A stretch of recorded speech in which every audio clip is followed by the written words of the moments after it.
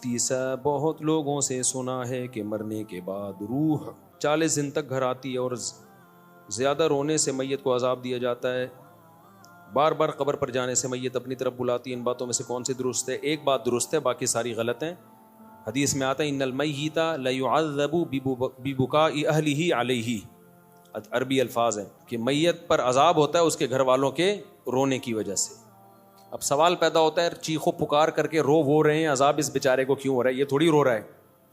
تو علماء نے اس کا جواب دیا ہے کہ اس پر لازم تھا، اس کو پتا تھا کہ جب میرے خاندان میں یہ رواج ہے کہ میں مروں گا تو گریبان پھاڑ پھاڑ کے چیخ چیخ کے پورا محلہ سر پہ اٹھایا جائے گا، تو اس نے اس برائی سے ان کو زندگی میں روکا کیوں نہیں؟ تو گھر کا سربراہ اس برائی کا ذمہ دار ہوتا ہے نا جو گھر میں ہو رہی، اس کو چاہیے تھا وصیت کرتا کہ ہمارے یہ، کیونکہ جن خاندانوں میں رواج ہوتا ہے وہی ایسا کرتے ہیں، جن کے یہاں رواج نہیں ہے وہ ایسا نہیں کرتے۔ جب اس کو پتا تھا کہ میرے مرنے کے بعد ہا ہو چیخو پکار رونے کے مقابلے ہوتے ہیں باقاعدہ، جو نہیں رو رہا وہ سمجھتے ہیں اس کو تو محبت ہی نہیں تھی، لہذا جس کو محبت نہیں بھی ہونا وہ بھی دکھانے کے لیے رو رہا ہوتا ہے بہت چیخ چیخ کے۔ تو وہ صبر کا حکم ہے، رونے کی اجازت ہے، وہ تو محبت کا تقاضا ہے بھائی، لیکن ایسے چیخنا، عورتوں کی آوازیں گھروں سے چیخو پکار کی باہر جانا، یہ بہت بڑا گناہ ہے، اس پہ اتنی شدید وعیدیں ہیں، یہ اسلام میں جائز نہیں ہے۔ تو اس کو پتا تھا میرے خاندان میں یہ رواج ہے، تو نے وصیت کیوں نہیں کی؟ ان کو روکا کیوں نہیں کہ میرے مرنے کے بعد یہ حرکتیں نہیں ہوں گی؟ تو ایسی صورت میں اس کو بھی عذاب ہوگا جب کوئی روئے گا، کیونکہ اس گناہ کا ذمہ دار یہ بھی ہے۔ ان المیت لیعذب ببکاء اہلہ، تو اس کا مطلب یہ ہے کہ جس کو پتا تھا میرے مرنے کے بعد یہ سب کچھ ہوگا لیکن پھر بھی اس نے منع نہیں کیا خاندان والوں کو، تو اس کو پھر تکلیف ہوتی ہے، جتنا چیخو پکار ہوتی ہے، اس کو فرشتے مارتے ہیں، تیرا کیا کرائے تیری طرف۔ لیکن اگر وہ وصیت کر چکا تھا اور ان کو سمجھا کے جا چکا تھا تو پھر قرآن میں صاف پتہ چلتا ہے لا تزر وازرۃ وزر اخری، کوئی دوسرے کے گناہوں کا بوجھ نہیں اٹھائے گا، پھر ان کے رونے چیخنے سے اس کو کوئی گناہ نہیں ملتا۔ حدیث میں آتا ہے ایک صحابی کا انتقال ہوا تو دوسرے نے بہت تعریف، مرنے کے بعد ہم تعریفوں کے پول باندھ دیتے ہیں نا، جو میں آگے پیش کر رہا ہوں آپ کے سامنے، بہت تعریفیں۔ تو نبی نے فرمایا قبر میں اس کو فرشتے مارتے تھے اور پوچھتے تھے کہ بتا کیا تو واقعی میں ایسا؟ یقیناً تو ایسا نہیں تھا، تو کیوں جھوٹی تعریفیں کروا کے گیا لوگوں سے؟ بعض لوگوں کی عادت ہوتی ہے نا کہ وہ اپنی جھوٹی تعریفیں کروا کے اپنے غلط امیج دنیا کے سامنے، جو اچھا امیج ہوتا ہے لیکن وہ جھوٹا ہوتا ہے، امیج ایسا بنا کے، یہ لفظ امیج نہیں ہے، مجھے کسی نے بتایا امیج ہے نا، تو میں جو انگلش میں غلطی کیا کروں مجھے بتا دیا کرو میرے بھائی، میں کوئی انگریز امریکہ میں تھوڑی پیدا ہوا ہوں۔ تو ایسا اس کا امیج بنایا ہوا تھا کہ یعنی جو بعض لوگ ایسا اپنا تصور لوگوں کے دماغوں میں بنا کے جاتے ہیں جیسے بہت نیک، تو ایسے میں اگر مرنے کے بعد آپ کی جھوٹی تعریفیں ہو رہی ہیں نا تو اس پہ بھی چترول لگتے ہیں، لوگ کہہ رہے ہیں یوں تھا تو تھا گیا، تو ایسا ہے پٹاخ ایک لگے گا، بتا تو ایسا تھا۔ تو اس لیے جیسے ہو ویسے ہی نظر آؤ، اپنے بارے میں زیادہ نہیں تعریفیں کروایا کرو لوگوں سے۔ ہاں جو نعمتیں اللہ نے دی ہیں اس کا اظہار کرنے میں کوئی حرج نہیں ہے۔ بھائی غیر مسلم اگر خوبصورت ہے تو دیکھنے میں اچھا لگے گا، تو اس کا تو، اور مسلمان تہجد گزار بصورت ہے تو دیکھنے میں اچھا نہیں لگے گا۔ تو اچھا لگنے کا تعلق مسلم یا غیر مسلم سے نہیں ہے، اگلے کی پرسنالٹی سے ہے۔ ہاں اعمال کے لحاظ سے اگر اچھا لگ رہا ہے پھر غلط ہے، اعمال کے لحاظ سے کافر اچھا نہیں ہو سکتا۔ تبھی ہم کہتے ہیں کافر کی خوبیوں کو بیان کیا کرو کہ بھئی ان لوگوں میں یہ خوبی، لیکن یہ کہنا کہ وہ مسلمانوں سے اچھے ہیں یہ زیادتی ہے بھائی۔ مسلمانوں سے اچھے کیسے ہو؟ جو خدا کا انکار کرے اور جو خدا کو مانے دونوں برابر ہو سکتے ہیں؟ اللہ کو مانتے ہیں، اللہ کے پیغمبروں کو، اللہ کی کتابوں کو مانتے ہیں، دوسرا مانتا ہی نہیں ہے، وہ کہتے ہیں میں خود بخود بناؤں، تو اپنے خدا کا انکار کر دیا اللہ کا، تو مسلمان سے اچھا۔ اگر وہ اچھے ہوتے تو اللہ مسلمانوں کو جہنم میں بھیجتا، پھر ان کو جنت میں بھیجتا۔ ہاں یہ کہنا درست ہے کہ ان چیزوں میں وہ مسلمانوں سے اچھے ہیں، اور سب مسلمانوں سے بھی نہیں، خاص جیسے پاکستانی مسلمانوں سے امریکی مسلمان کرپٹ نہ ہونے میں اچھے ہیں، جاپانی مسلمان پاکستانی مسلمانوں سے ڈسپلن ان کا بہت اچھا ہے، صفائی ستھرائی میں وہ پاکستانی مسلمانوں سے اچھے ہیں۔ تو پاکستانی کس چیز میں اچھے ہیں وہ سوچ رہا ہوں، ابھی کوئی دماغ میں آئے گا تو بتاؤں گا۔ تو بیوی سے وفا کرنے میں پاکستانی مسلمان جاپانیوں سے اچھے نہیں، بہت اچھے۔ اور ایک اور چیز رہ گئی بچے پیدا کرنے میں، تو چند چیزوں میں تو ہو سکتا ہے، یہ تو کافروں میں بھی تھا نا۔ نبی صلی اللہ علیہ وسلم نے فرمایا خیارکم فی الجاہلیت خیارکم فی الاسلام، جو زمانہ جاہلیت میں کافر اچھے تھے اسلام میں بھی وہی اچھے ہیں۔ تو اس سے پتہ چلا کافر میں بھی کوئی اچھا ہو سکتا ہے نا۔ تو یہاں اچھائی سے مراد ہے چند صفات میں اچھائی، غیرت میں، بہادری میں۔ تو بعض کافر بڑے غیرت مند ہوتے ہیں, بہادر ہوتے ہیں, سخی ہوتے ہیں, تو جب وہ اسلام لاتے ہیں تو وہ بہادری غیرت اور بڑھ جاتی ہے. تو صحابہ کرام زمانے جاہلیت میں سخی تھے, بہادر تھے, رشتہ داری جوڑنے کو اچھا سمجھتے تھے. یہی جب مسلمان ہوئے تو یہ وفا کس کے لیے استعمال ہوئی؟ پھر نبی کے لیے. اور جو منافق تھے مدینہ میں, وہ کمبخت اسلام لانے سے پہلے بھی 2 نمبر, اسلام بھی لانے کے بعد بھی 2 نمبر. جدھر دیکھتے تھے نا پلڑا بھاری ہے ادھر پلڑ جاتے تھے.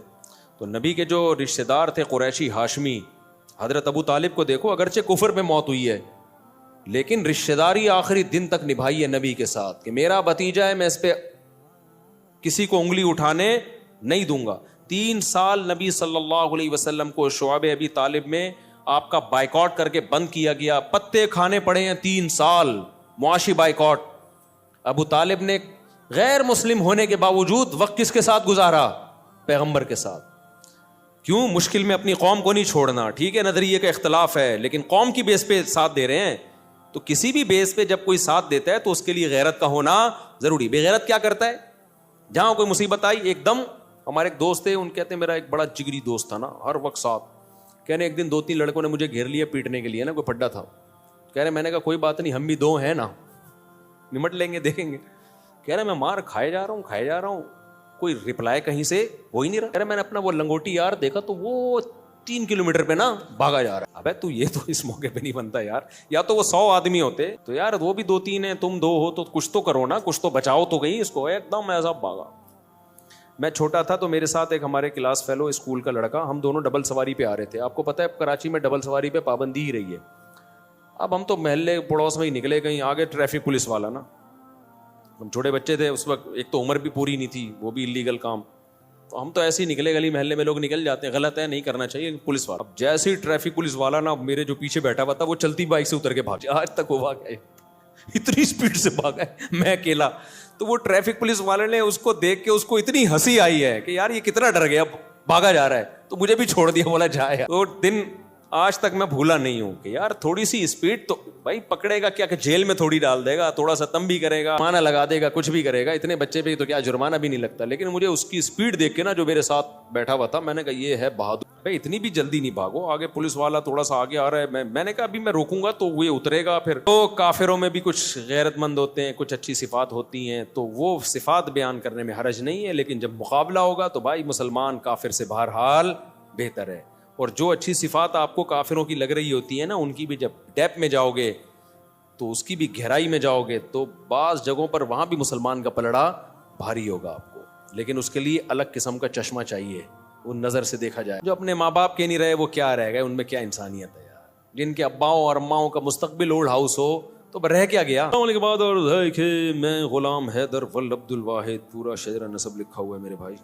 میری درخواست ہے کہ میرا نکاح ہو گیا ہے, نام سے پتہ چل رہا ہے کہ آپ کا نکاح ہو گیا. میرا شادی کرنے کی اجازت نہیں دیتا, وہ کہہ رہا ہے کہ مجھے اپنی بیٹی کی طلاق چاہیے, کسی بھی صورت میں بیٹی کی شادی نہیں کروں گا. آپ اس بارے میں اسلامی طریقے سے, اچھا کسی بھی صورت میں شادی نہیں کروں گا, اب اس بارے میں اسلامی طریقے سے مشورہ دیں کہ ہمیں کیا کرنا چاہیے. دوسری شادی پر میرے بیانات موجود ہیں, اس کے کیا فضائل ہیں, اس میں کیا مشکلات ہیں, کس کے لیے جائز ہے, کس کے لیے ناجائز ہے. میں عمومی بیان کرتا ہوں, کبھی کسی فرد واحد کو میں ترغیب نہیں دیتا کہ تو کر لے. نہیں پتا کہ اس میں تپڑ ہے یا نہیں ہے, کبھی کسی فرد واحد کو میں ترغیب نہیں دیتا. میں کبھی ان کو نہیں پکڑ کے کہوں گا یار تم نے کیوں نہیں کی, اتنے عرصے سے بیان سن رہے ہو, تم کر لو. یہ میں کبھی بھی نہیں کرتا. حتیٰ کہ میرے دوست احباب میں 40 سال کے لوگ بھی ہیں جو ابھی تک کنوارے ہیں, ان کو بھی میں نے کبھی نہیں کہا تم نے شادی کی. وجہ اس کی ہے کہ کسی کے پرسنل معاملات میں ٹانگ اڑانا, میں اگر کسی کو اسپیسیفک کسی فرد کو ترغیب دوں تم دوسری شادی کرو, مجھے نہیں پتا اس کا بیہیویئر پہلی بیوی کے ساتھ کیسا ہے, اس کے حقوق ادا کر بھی رہا ہے کہ نہیں کر رہا. ہو سکتا ہے وہ اس کو لٹکا کے رکھا ہوا ہو اور ہم اس کی 4 شادیاں کراتے پھر رہے ہوں, تو یہ تو ظلم ہو جائے گا نا.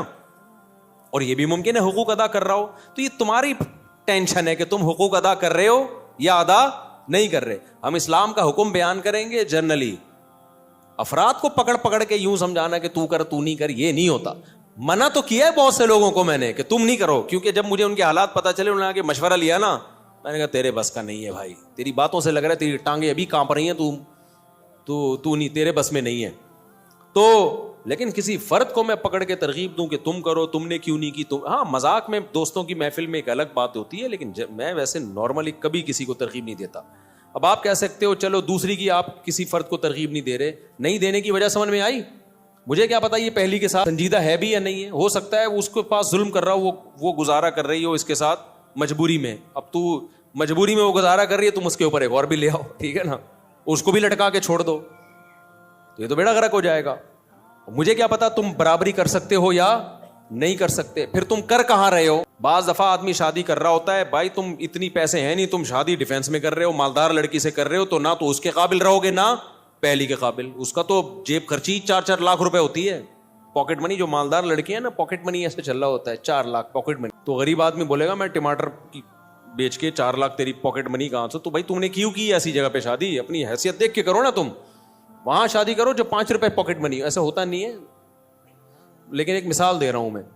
تو میں نہیں جانتا کہ بھائی یہ اس قابل ہے یا نہیں ہے کسی شخص. میں فرد واحد کو, متعین فرد کو کبھی ترغیب نہیں دیتا.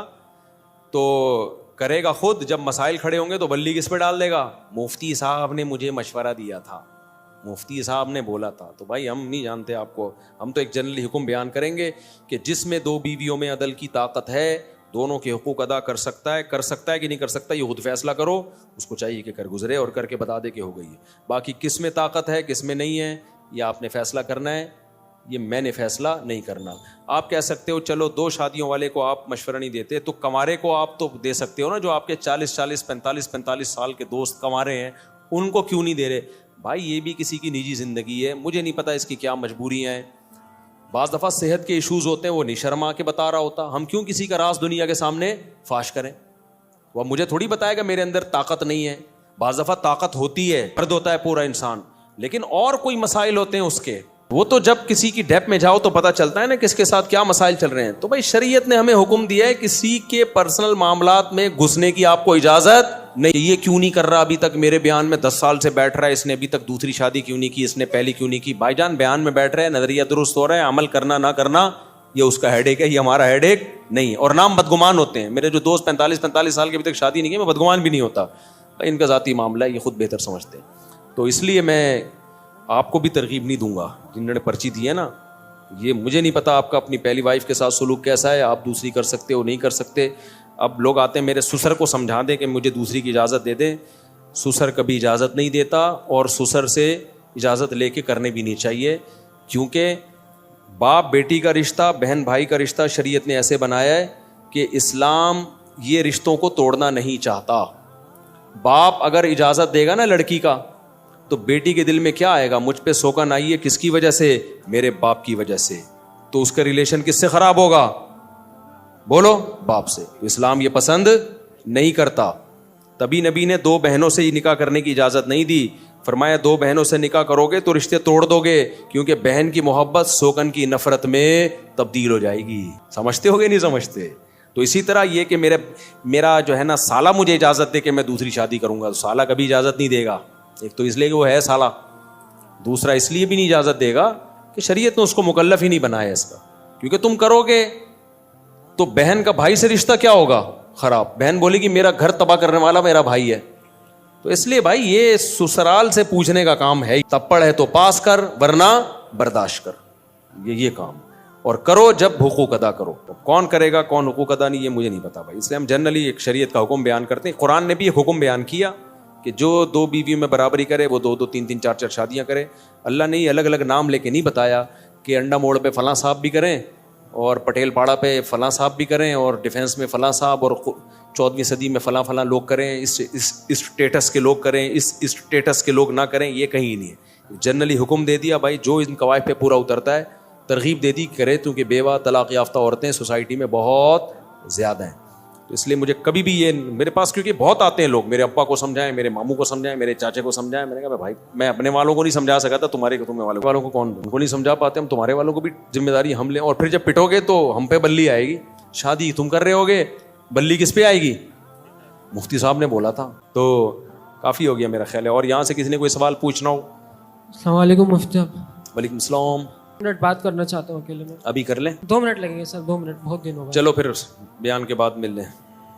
بھائی کو دے دو جلدی سے, بس نمٹاتے ہیں اس کو, ٹائم کم. مقابلہ مباہلے کے لیے نبی صلی اللہ علیہ وسلم گئے تھے, تو چادر میں 5 تو اس سے نا آپ ہم نے ہرگز انکار نہیں کیا کہ نبی نے مباہلے کے وقت جن افراد کو، جن مقدس ہستیوں کو اپنی چادر میں لیا تھا وہ اہل بیت نہیں ہے. یہ بالکل جھوٹ ہے. ہم ان کو بھی اہل بیت مانتے ہیں اور نبی کی بیویوں کو بھی اہل بیت مانتے ہیں، کیونکہ سورہ حجاب میں اللہ نے نبی کی بیویوں کو اہل بیت کا لقب دیا ہے. اس سے بڑی دلیل کیا ہوگی؟ باقی کربلا کے واقعات کو میں اس لیے بیان نہیں کر رہا، وہ اس وقت جو شیعہ سنی کا پھڈا پارا چنار میں بھی آپ نے دیکھا ہے، ایک جنگ چھڑ گئی ہے.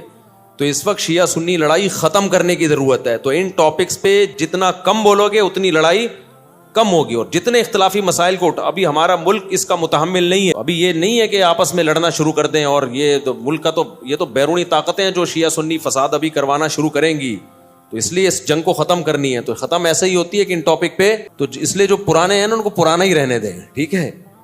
تو باقی کوئی اگر پھر بھی پوچھنا ہے تو تحریری لکھ کے بھیج دیں، تو ہم یہاں سے تحریری جواب بھیج دیں گے. لیکن انٹرنیٹ پہ کوئی بھی چیز جائے گی تو اس میں بڑا خطرہ ہوتا ہے کہ ایک فساد کھڑا ہو جائے گا. عالم کا کام یہ نہیں ہوتا کہ جو آتا ہے بس بولنا شروع کر دے. اس کو دیکھا جائے گا کہ اس کا اثر سوسائٹی پہ کیا پڑے گا، اور ان موضوعات کی ابھی ہمیں ضرورت بھی ہے یا نہیں ہے. اہل بیت سے محبت تو سب کے ایمان کا جزو ہے، اور اہل بیت کے تو ہم زیادہ قائل ہیں بھائی. ہم تو اہل بیت سے محبت کو اپنے ایمان کا جز سمجھتے ہیں. مائک کو قریب کرو یار. قربانی جب ہم کرتے ہیں تو اس کے اندر حقیقہ شامل ہاں عقیقہ بھی کر سکتے ہیں، ایک ہی حصے میں نہیں. ایک ہی گائے میں عقیقے کا حصہ بھی ڈالا جا سکتا ہے اور قربانی کا حصہ بھی ڈالا جا سکتا ہے. یعنی الگ حصہ ہوگا، عقیقے کا الگ ہوگا، قربانی کا الگ ہوگا. اگر کوئی بندہ تشہد کی جگہ فاتحہ یا فاتحہ کے تشہد پڑھ لے سدا صاحب کا کیا؟ جی ہاں، سدا صاحب کرنا پڑے گا اس کو. عمرے کے لیے 3-4 عورتیں جا سکتی ہیں جن کے کوئی محرم نہیں جا سکتی. بھائی محرم کا ہونا ضروری ہے. جوان عورت کے لیے محرم کا ہونا ضروری. بوڑھی عورتیں گروپ میں بھی جا سکتی. اچھا بھائی میں شادی شدہ ہوں، حاملہ ہے، تو اب میں خواب میں اچھا نبی صلی اللہ علیہ وسلم نے آ کر مجھے ایک نومولود بچہ پکڑا دیا اور فرمایا اس کی حفاظت کرنا کیونکہ آنے والے ٹائم میں مجدد ہوگا.